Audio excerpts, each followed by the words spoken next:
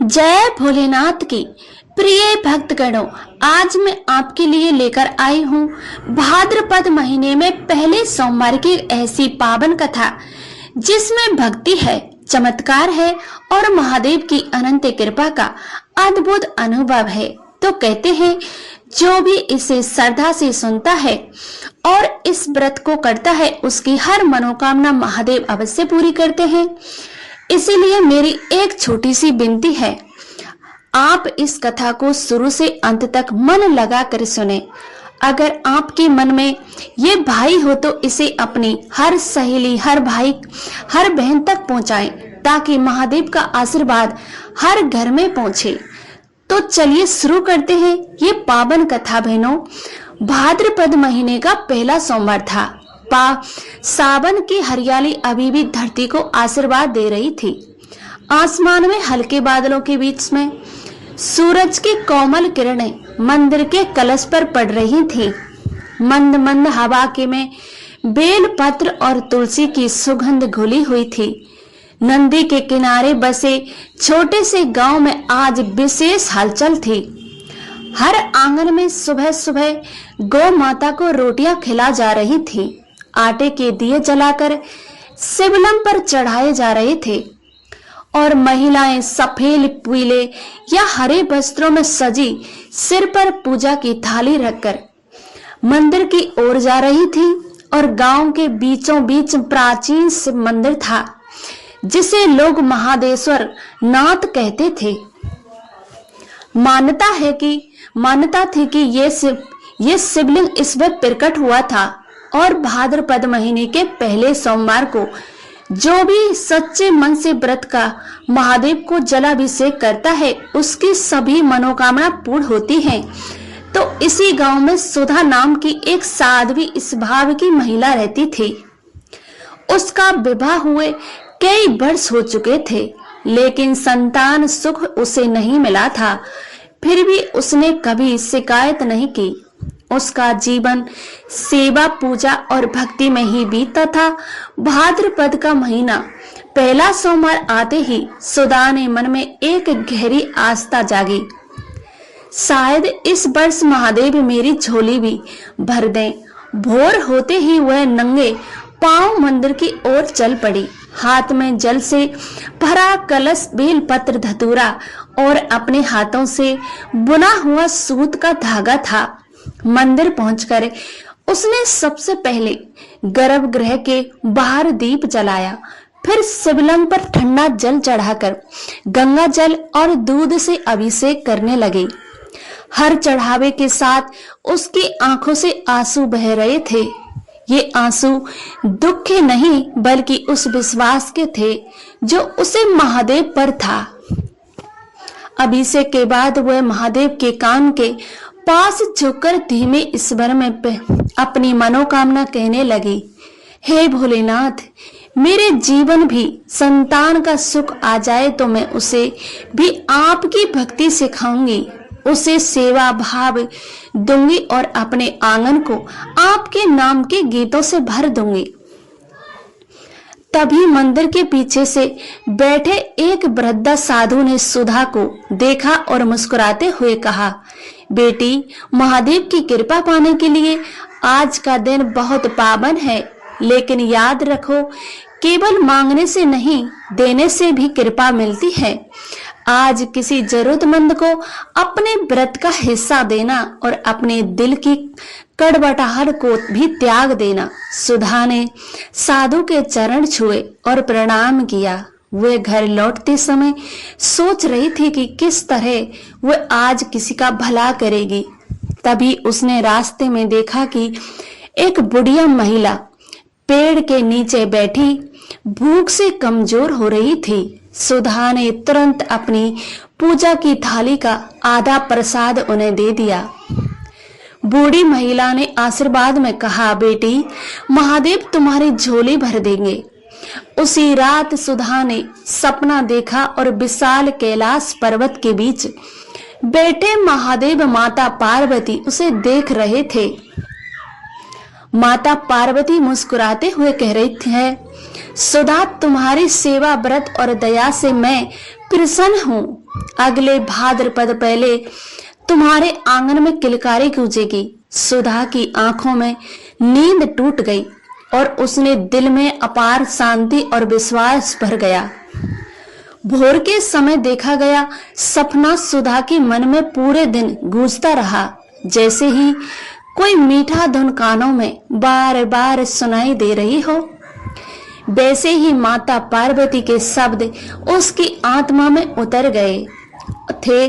उस दिन उसने घर का हर काम प्रेम और भक्ति से किया। चूल्हे पर रोटी बनाते समय भी महादेव का नाम लेती रही। आंगन में झाड़ू लगाते हुए भी मन में ओम नमः शिवाय का जाप चलता रहा। भाद्रपद का पहला सोमवार केवल एक दिन का व्रत नहीं था, बल्कि सुधा के लिए ये कई शुरुआत बन चुका था।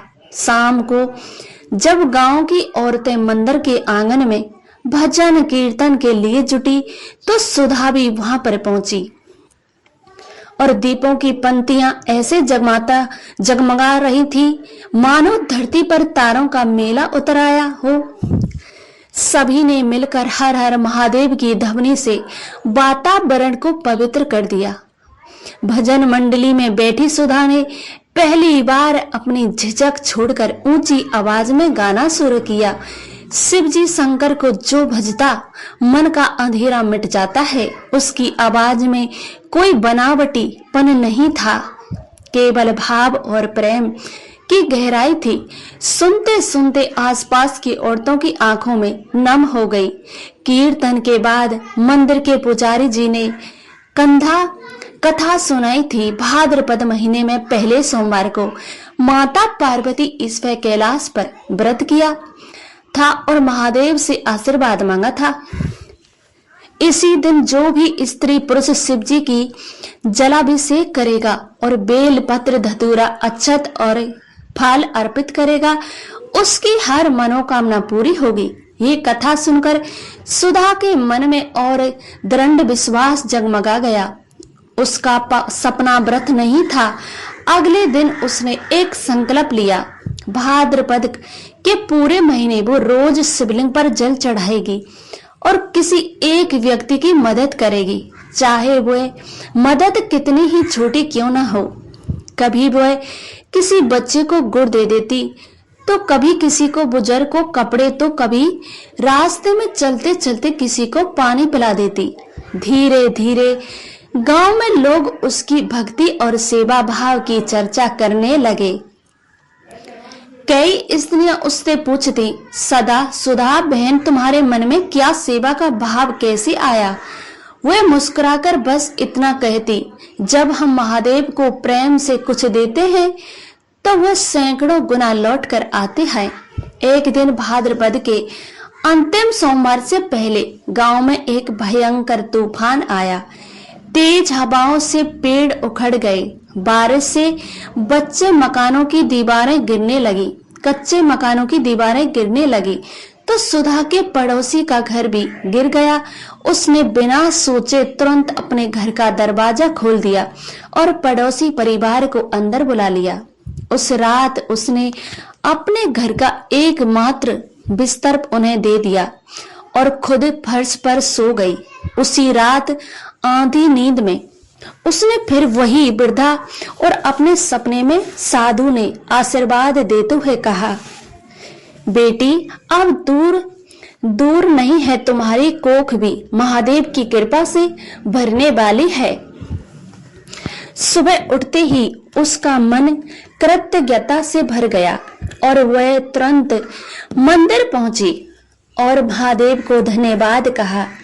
तो सखियों, ये है कथा का अगला हिस्सा, और भी भावुक, अद्भुत और चमत्कारी मोड़ लेने वाला है, जिसमें माता पार्वती का प्रत्यक्ष आशीर्वाद, सुधा की जीवन में परिवर्तन और भाद्रपद पहले सोमवार की व्रत महिमा का अद्वितीय रहस्य खुलेगा।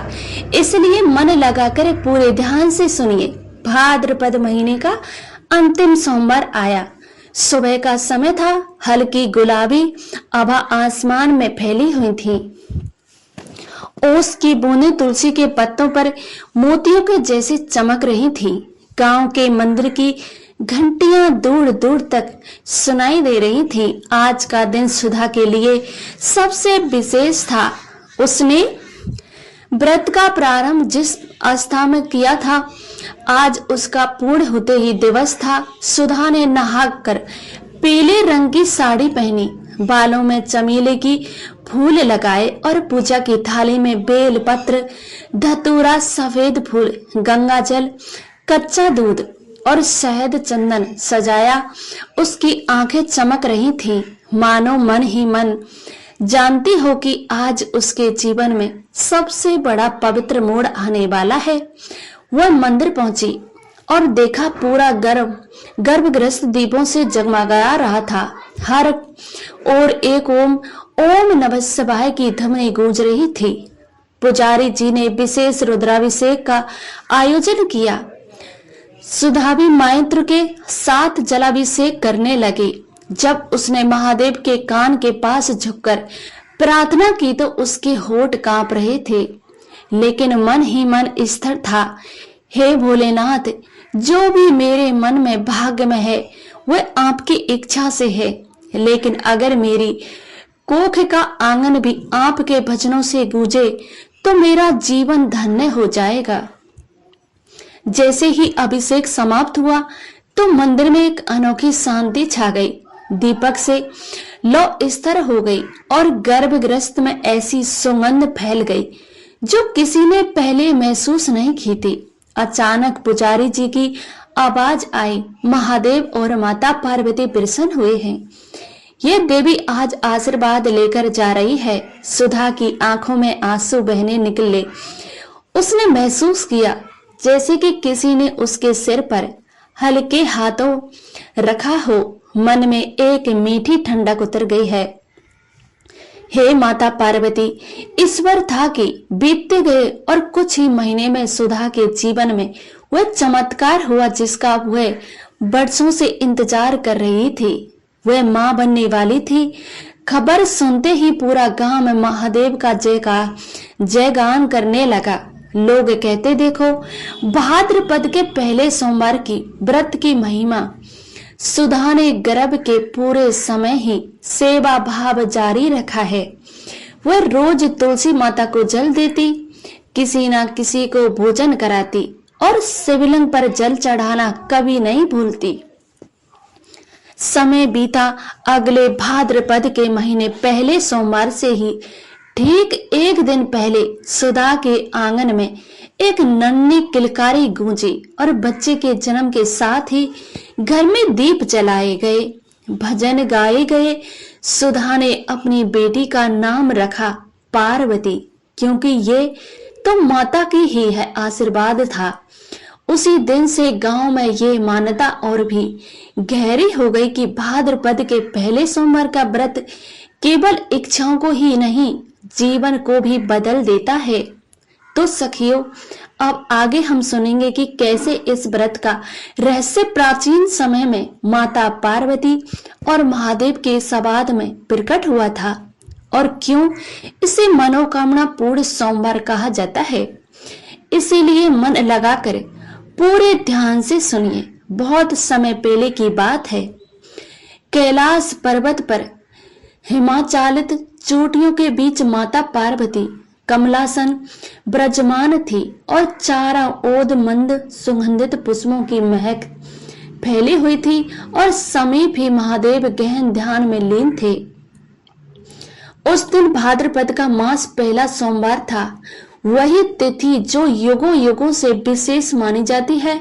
और माता पार्वती धीरे धीरे से महादेव का ध्यान भंग करते हुए कहा, स्वामी, आज का ये दिन इतना पवित्र क्यों माना जाता है?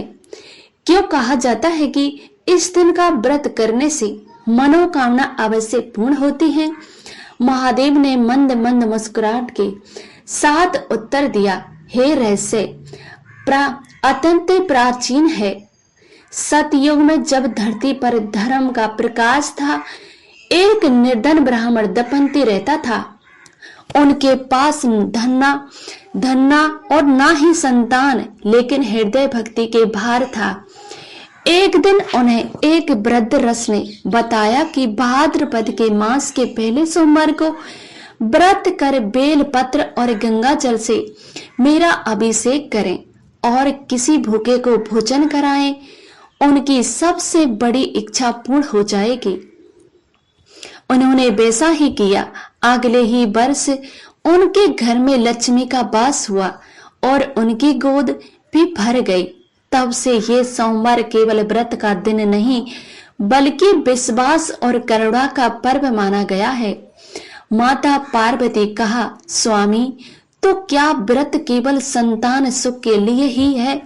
महादेव बोले, नहीं, इसे करने वाला जो भी सच्चे मन से मांगता है, चाहे वो रोग से मुक्ति हो, ग्रह कलेश का अंत हो या सुख समृद्धि हो, उसे लाभ अवश्य ही मिलता है।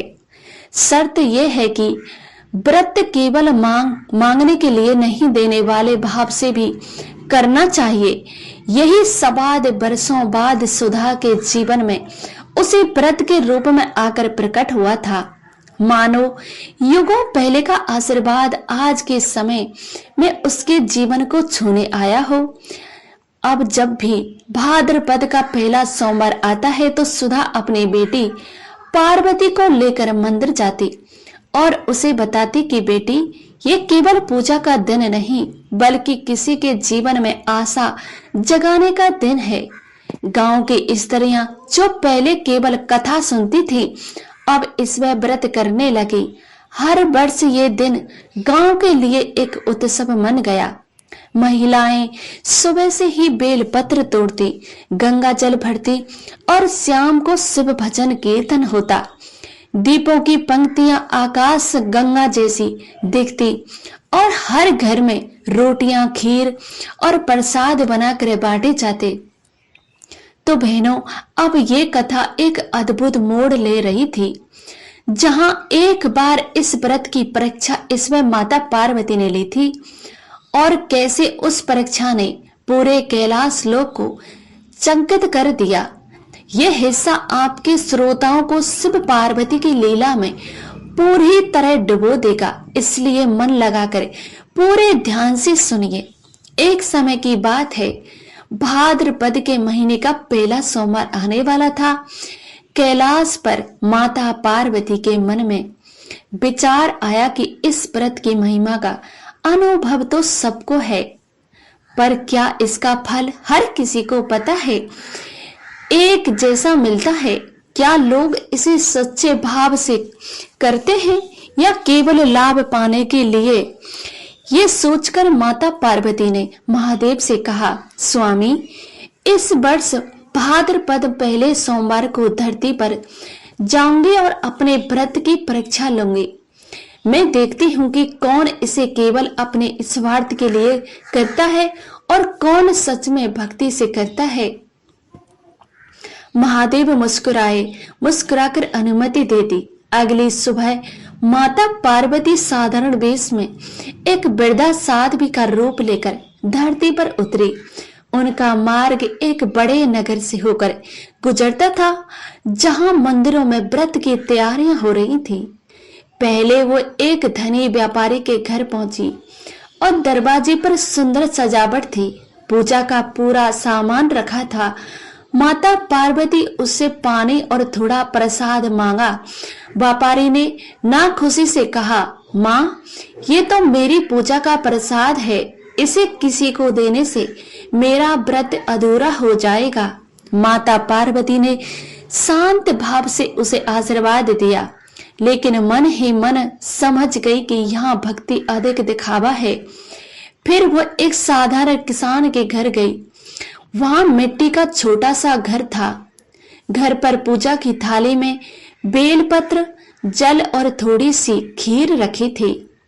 किसान की पत्नी ने माता को देखते ही अंदर बुलाया, आसान दिया और कहा, माँ, हमारे पास ज्यादा कुछ नहीं है, पर जो भी है प्रसाद समझकर ग्रहण कीजिए। माता पार्वती ने प्रसाद लिया और उनके घर की दीवारों में जैसे रोशनी फैल गई। माता आगे बढ़ी और एक छोटे से गांव में पहुंची। वही गांव जहां सुधा रहती थी।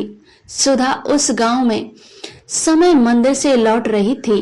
उसने वृद्धा को देखा तो तुरंत उनके पास गई, चरणों में छुए और अपने हाथ से बनाया हुआ बेल पत्र का माला और उसको गंगा जल से उनके सामने रखा।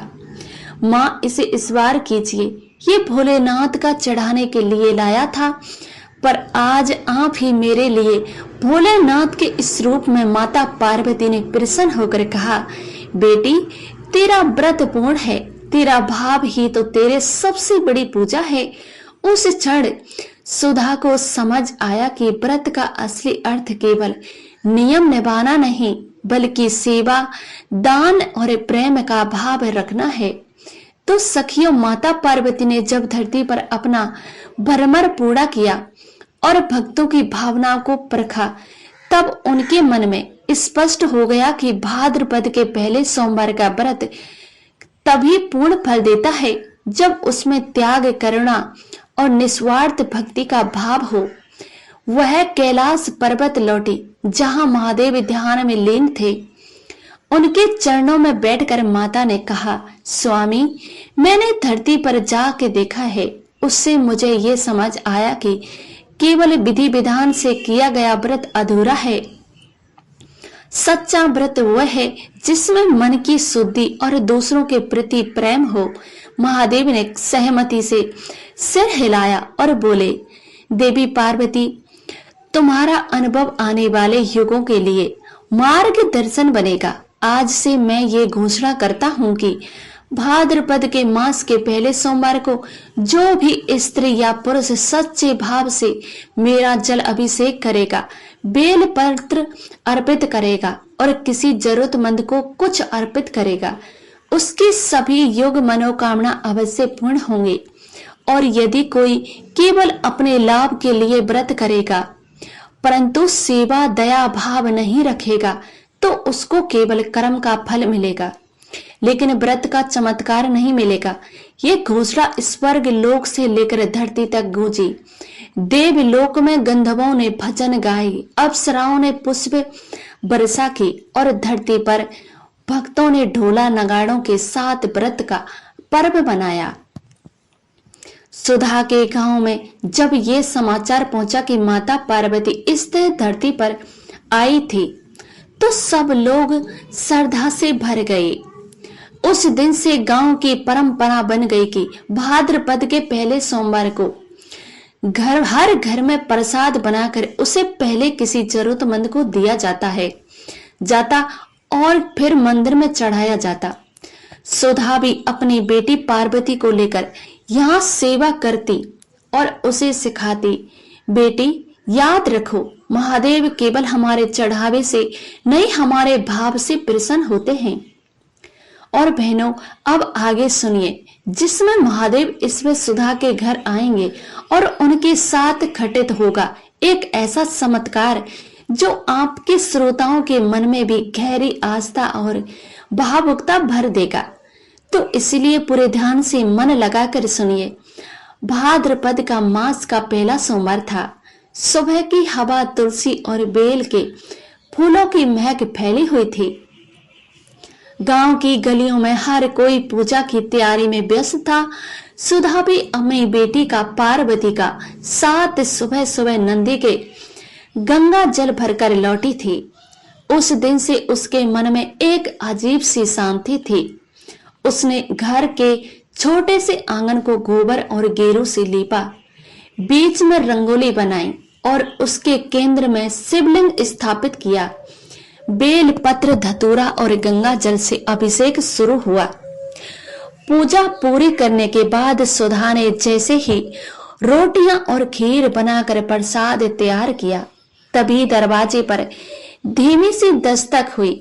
उसने बाहर आकर देखा, एक साधु खड़ा था, लंबी जटाएं, त्रिशूल हाथ में और आंखों में अद्भुत तेज। सुधा ने बिना देर किए उन्हें घर के भीतर बुलाया, आसन दिया और अपने हाथ से बना प्रसाद उनके सामने रख दिया।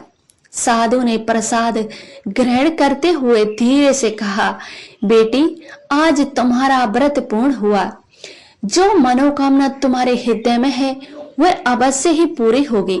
सुधा ने नम्रता से कहा, बाबा, मेरी मनोकामना तो बस इतनी है कि मेरी बेटी पार्वती का जीवन सुखी हो और वह हमेशा धर्म और भक्ति के मार्ग पर चले।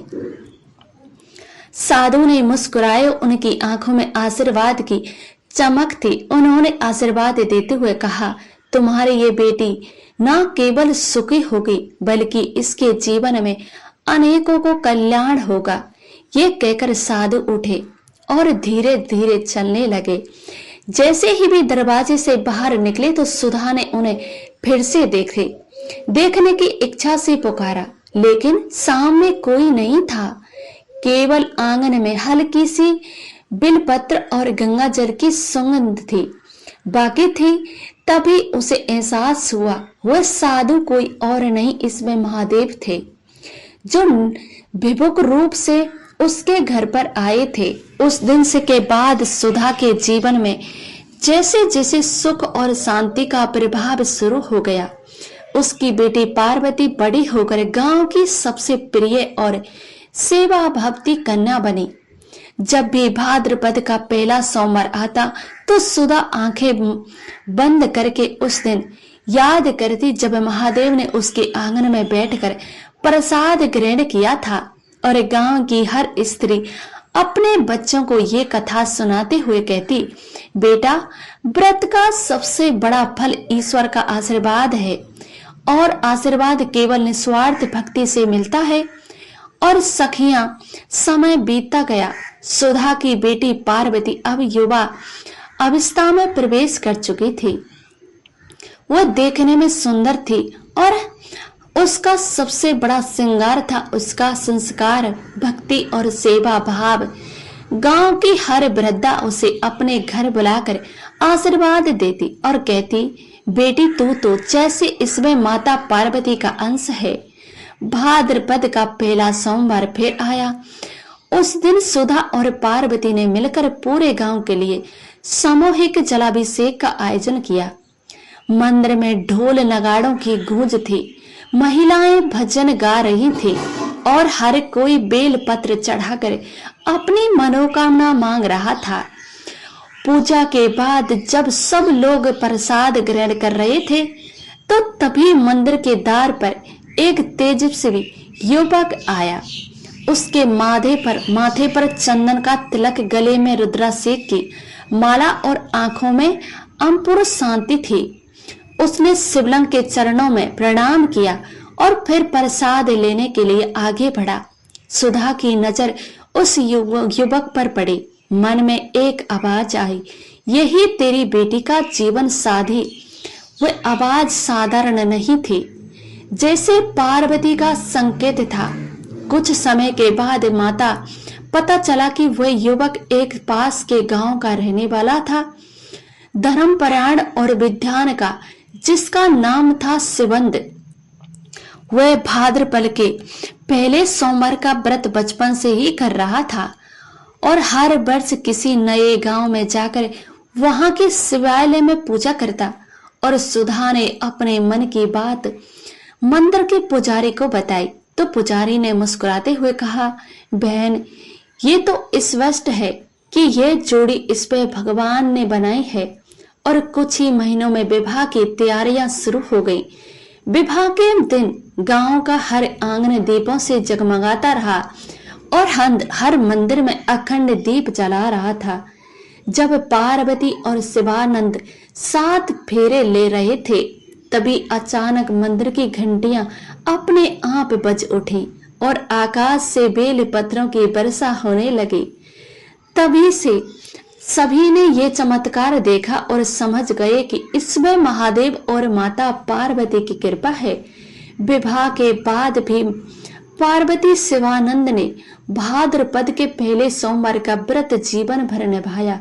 हर वर्ष किसी जरूरतमंद को भोजन और वस्त्र दान करते हुए उनके जीवन में कभी अभाव नहीं आया और उनका घर हमेशा भक्ति और इस खुशियों से भरा रहा तो सखियों, विवाह के बाद पार्वती और शिवानंद का जीवन एक आदर्श की तरह पूरे गांव के लिए उदाहरण बन गया। हर भाद्रपद के पहले सोमवार को वो बतीब मिलकर न केवल व्रत करते बल्कि पूरे गांव के बच्चों के लिए भोजन का भंडार भी रखते। धीरे धीरे ये परंपरा इतनी लोकप्रिय हो गई कि आसपास के गांव से भी लोग यहाँ पर आने लगे। मंदिर के पूरे दिन घंटियां गूंज रही थी। महिलाएं साझा मंजरे लेकर भजन गाती और पुरुष सेवा लगे रहते।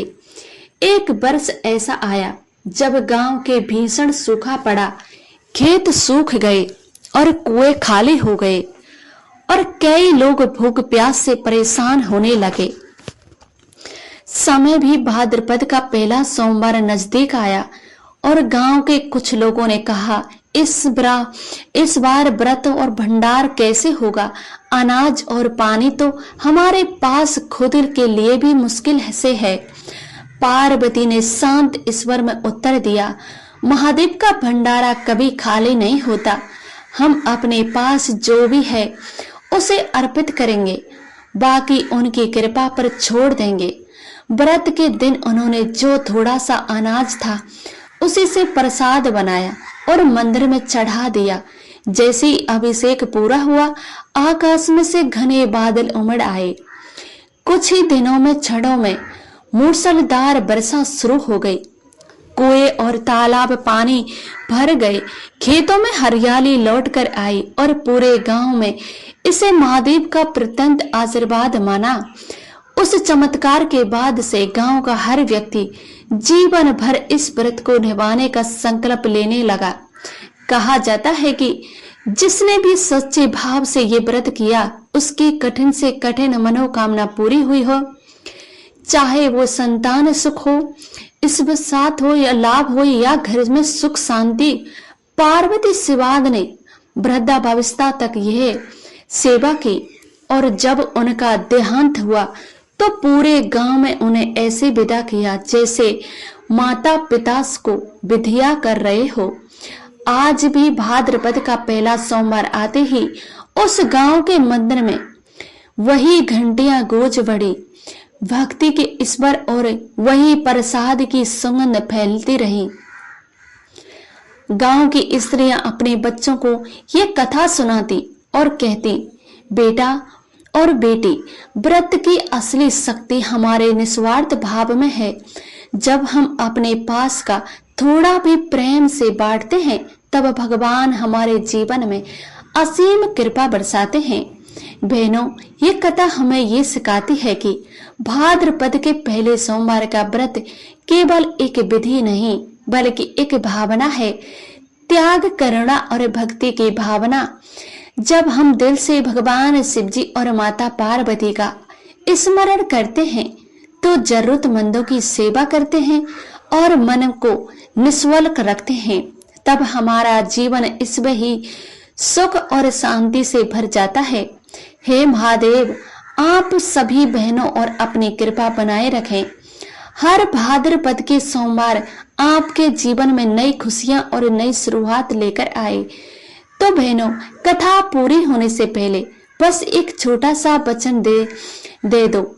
इस कथा को अपनी सखियों और अपनी माता बहनों सभी को जरूर पहुंचाना और यहाँ सब्सक्राइब करना मत भूलना, ताकि आने वाली हर कथा सबसे पहले आपके पास पहुंचे। और दिल से एक प्यारा सा कमेंट जरूर छोड़ना। तो सखियों, फिर मिलूंगी एक नई कथा के साथ। तब तक अपना ख्याल रखना और हमेशा मुस्कुराते रहना। जय भोलेनाथ की।